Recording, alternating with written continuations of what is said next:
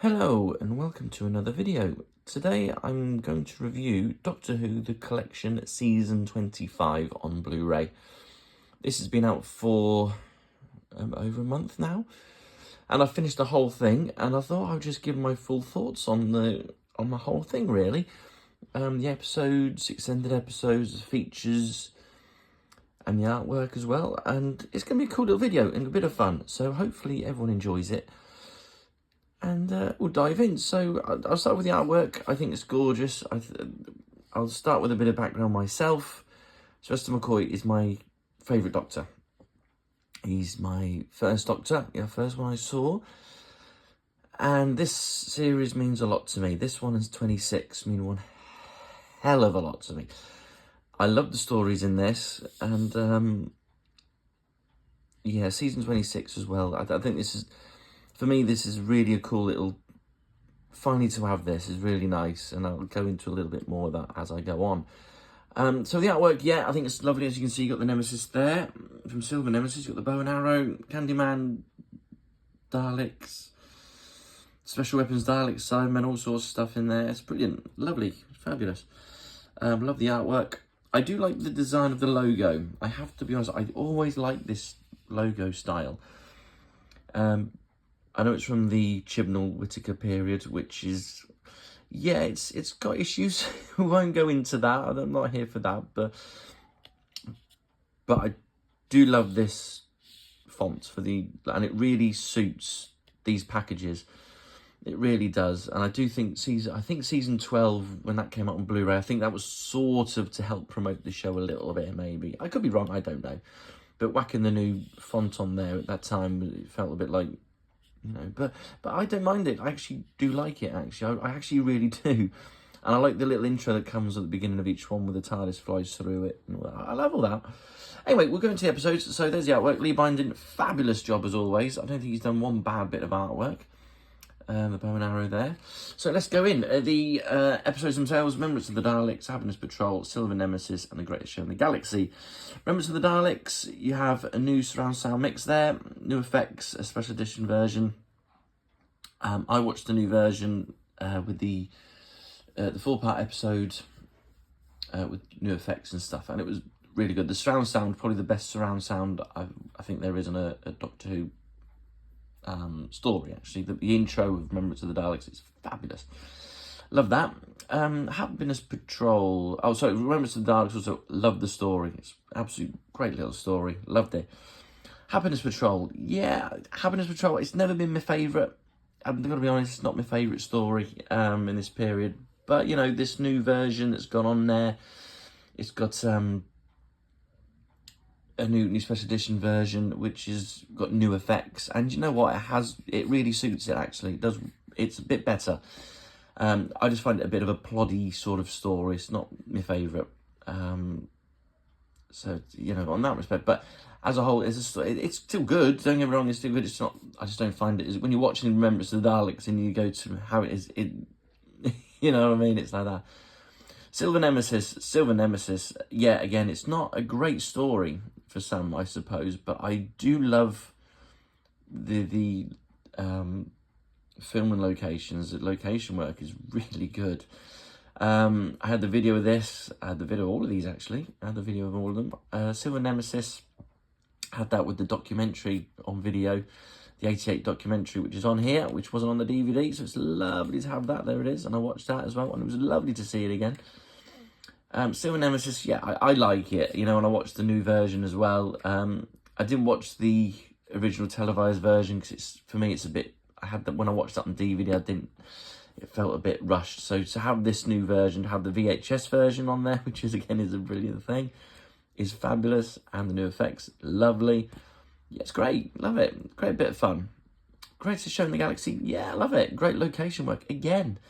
It's a good little story as well, it's not bad. It's great. McCoy walks away from the tent, explodes, lovely. I love McCoy. I have to be honest and say I love McCoy. I think this period when he was the Doctor, him and Ace, oh wow, it's an absolute great little period. So different from what had gone before, and I really love that. So I do love this. So there we go. So they're the episodes, the rundown. I must admit, the special edition versions have a bit of a... I know a few comments, a few people have said they look a bit AI'd. A bit like the way this... But I think that's because of the seamlessness because the special edition... the deleted scenes are always in a bit of a different quality. So when you incorporate them into that, it keeps the quality the same. So here we are, we're going into the box set. Now, most people have seen the inside of the box set, but, I'm just doing a little chat as I do it. So, yeah, there we go. And we open it up, and there she is. Oh, hello. Beautiful, beautiful discs, beautiful artwork. Lovely, as always, Lee Binding. And there's the booklet. Lovely. So we've got the special features. So we'll go into them a little bit. These have all the making of documentaries on them from the DVDs, which are fabulous. Matthew Sweet talks with Sophie Aldred and Andrew Cartmel and Chris Clough, and that was really cool as well.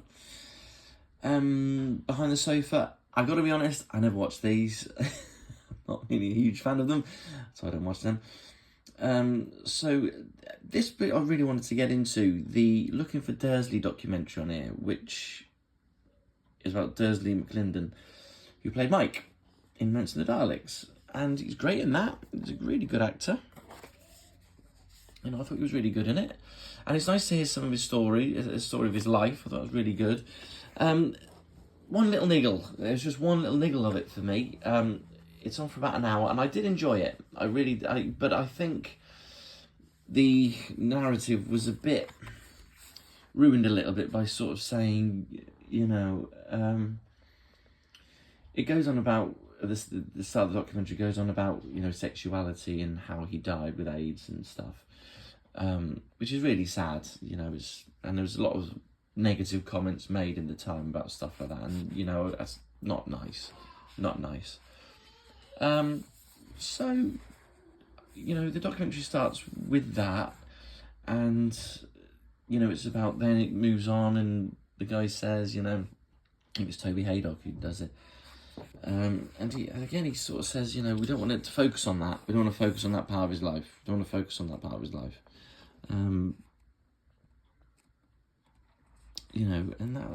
that's cool. Because, it's true. You don't want to, that's not the legacy. You want to know about the life. Now, and every person he chats to, he brings it up every instance. He brings up his sexuality and his death of AIDS and blah, blah, blah. And it is... sad as that is, and I get that, you sort of contradicted yourself by saying we don't want to focus on that. Put it at the beginning, put it at the end. His life is his life. His life wasn't about his death. I just felt a bit let down by that, and there he is, there with Sophie Aldred. It's a shame. There's some great little stories in it. And Nicola Bryant is great, and even Russell T Davies, who did his...